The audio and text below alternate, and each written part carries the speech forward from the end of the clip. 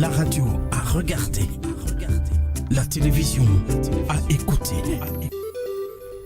À 8h06, le journal avec Fidèle Kissa. Bonjour Fidèle. Bonjour Roguissa Moussangue, bonjour à tous. Les organisations féminines rivalisent d'ardeur pour marquer ce mois de mars. Les femmes des médias ne sont pas en reste. Elles ont démontré hier après une marche dans la ville de Goma qu'elles exigent la parité 50% hommes, 50% femmes dans les médias dans les jours à venir. Evelyne Louyelo, coordonnatrice de l'Union congolaise des femmes des médias, a précisé que les femmes ne cherchaient pas une parité aveugle, moins encore du favoritisme, mais elles veulent aussi prouver qu'elles ont des capacités. Elle est ici interrogée par Magloire Paloukou.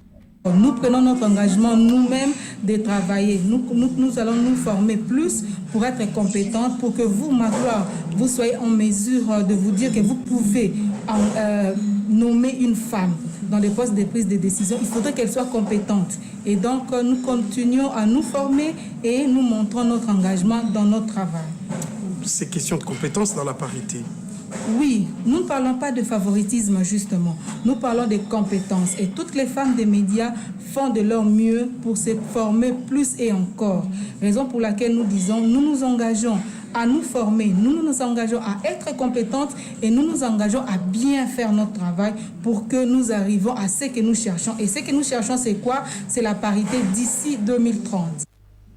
Les femmes du Nord Kivu, c'est leur mois, le mois de mars, viennent d'adopter leur plan d'action provincial pour l'application de la résolution 1325. Après un atelier de formation de 2 jours avec les ministères provinciaux de l'éducation, genre, jeunesse et enfants, il en est ressorti qu'un comité de pilotage pour composer de la société civile, des partis politiques et des partenaires pourra assurer le suivi de la mise en œuvre de ces plans d'action. Notons que la résolution 1325 vise à faire participer la femme dans la lutte contre les violences sexuelles basées sur les genres, faire participer la femme dans les processus de paix et de faire participer la femme dans les processus politiques. La ministre du genre, Adèle Bazizane, revient ici sur la préadoption de ces plans d'action provincial dans ses propos recueillis par Rose Maté. Tunatoka kubaliana na kuadopter comité provincial donc plan d'action provincial ya 1325 na kupitia hiyo tunatoka mawazo mbalimbali ya kusema kama hiyo rapport itatufikia kisha juma moja. Kisha hizo juma sisi tutapitia kuwataja wale ambao wataweza kuconstituer comité de pilotage, na ndani ya comité de pilotage mtakuwa watu wa société civile, mtakuwa watu wa parti politique ya majorité na ya opposition, na mtakuwa wa partenaire wetu wa kawaida.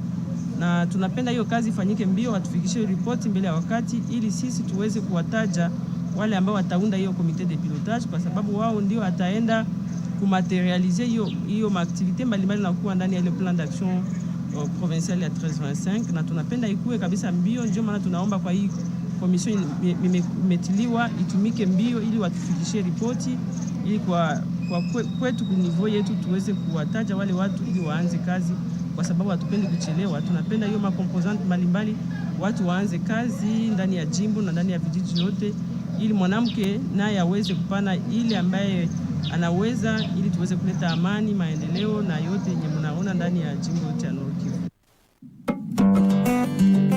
Que peut-on offrir de plus précieux à nos enfants? Un modèle d'adulte épris de paix. C'est aussi le vœu de Monseigneur Melchisedek Paloukou Sikuli, évêque du diocèse de Butembo, Béni. La paix, c'est un don de Dieu confié à l'homme. Donc l'homme doit accueillir ce don, le fructifier, se l'approprier et le faire sien pour l'autre. Le bien que vous voulez pour vous-même, il faut l'accomplir pour autrui. Ne faites pas à l'autre ce que vous ne voulez pas qu'on fasse pour vous. C'est du cœur de chaque homme. S'il a à lui et ressent à lui cette aspiration à la paix, il comprendra que c'est ça qu'il faut qu'il fasse pour l'autre, pour qu'il y ait la paix. Maintenant, je ne pense pas qu'il y ait personne qui veut la mort pour lui-même, pour le vouloir pour un autre, par exemple. Ce message vous est offert par l'Union nationale de la presse du Congo, section du Nord Kivu, l'UNPC pour la liberté d'expression, la cohabitation pacifique et la paix.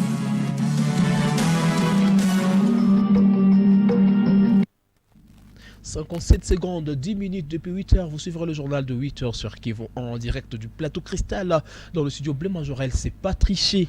La protection civile a 40 ans dans le monde. C'est depuis 1977 qu'elle avait été lancée et établie aux conventions de Genève de 1949. Et son symbole devant alors un triangle équilatéral bleu sur fond orange. Pour commémorer cet anniversaire, les protections civiles de Kinshasa, de Bukavu, de Goma, les ministères de l'Intérieur, les ministères de la Recherche scientifique, le désastre et management du Rwanda et d'autres partenaires humanitaires sont déjà dans notre ville. Ils vont amender et valider ce jeudi et vendredi les plans d'organisation des secours en cas d'une éruption volcanique.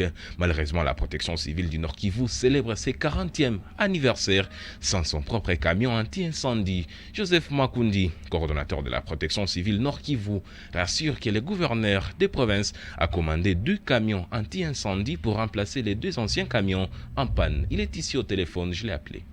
Effectivement, pour les incendies en ville de Goma, bien sûr un seul camion, mais au moins qui existe, mais on est en train de renforcer les capacités. J'ai vu son excellence, monsieur le gouverneur de province, déjà en train de commander 2 nouveaux camions anti-incendie qui vont incessamment entrer en ville de Goma. Je ne vais pas donner les formations en plus comment sont ces camions. Et donc les capacités seront également bientôt renforcées. Nous pensons installer 2 bases dans la ville, une base vers l'André Président et une base vers le centre-ville, vers la mairie ici, pour que nous puissions répondre tant soit peu à la demande de la population. Pour cette journée, la protection civile de Goma a reçu quelques personnes qui viennent de Kisangani, de Kinshasa, de Bukavu. Pendant combien de jours vous serez en réunion ici à Goma? L'activité commence demain le vendredi 2, se clôture le jeudi 2, se clôture le vendredi 3. Et le samedi, nous allons analyser comment organiser les exercices de simulation avec la population. Et ce sera le 3e jour et le 4e jour, le dimanche, les visiteurs vont rentrer. Joseph Makundi, coordinateur de la protection civile. Julien Paloukou et Eugène Serofouli étaient hier à Boalanda, à Nyanzale, dans la chefferie de Buito, en territoire de Rutshuru.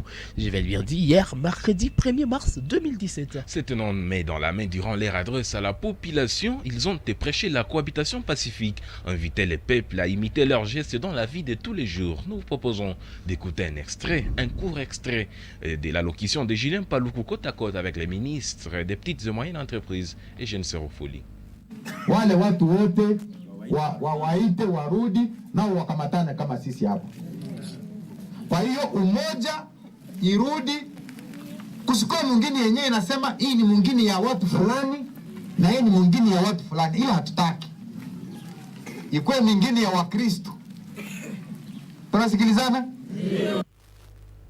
Julien Paloukou. Des jeunes Rwandais et Congolais recrutés malignement par des responsables du 1-23 sont capturés ou morts sur les champs de bataille. Depuis l'incursion annoncée le 15 janvier 2017 de ce mouvement, il y a 2 mois, ils ont perdu 20 combattants et 25 se sont rendus ou capturés. Des adjudants-chefs, des sergents, des soldats de 2e classe, en tout 14 Rwandais, originaires des Kanama, Gisenyi, Rubavu, Nyabi ont été présentés hier mercredi 1er mars à Goma, à la 34e région militaire. Parmi eux, 9 Congolais habitants de Mugunga. Mouchaki Kabindu confirme avoir été recruté dans les M23. Le général Mouchale prévient que l'M23 est réel et il est dirigé par Sultani Mankenga.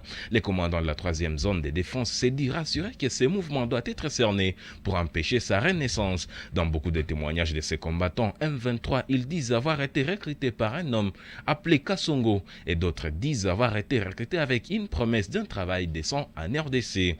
Et beaucoup disent aussi qu'ils se sont infiltrés en RDC par Bunagana. Nous proposons de les écouter, interrogés par Maglor Paloukou Kavunga. Muriam 23 uri musirikare. Uri musirikare wa M23. Ni wa M23. None mu M23 muravuga Kinyarwanda nda Kiswahili muravuga? Kiswahili ni giki? Mulipigania ka wapi ya mwisho? Botwe ntago twigeze turwana. Twe baratujyanye badukuye mu Rwanda. Bo baratubwira ati nakazi tujemo. Twisanze mu mashyamba twagerageje kubacika nyine nibwo turahanga. Ninde yarakubwira? Ninde yarakubuza warakoye akazi? Ninde? bo twe ni umusore bitaga Gasongo watujyanaga iyo hirya. uri musirikare? J'ai 23 ans. Au fait, moi-même, je me suis rendu. J'ai trouvé qu'il est difficile de rester là-bas sans travail. Au moment où on me disait comme je suis arrivé ici, je vais intégrer facilement. Uko wa Mugunga? Uko wa Goma? Uko wa M23?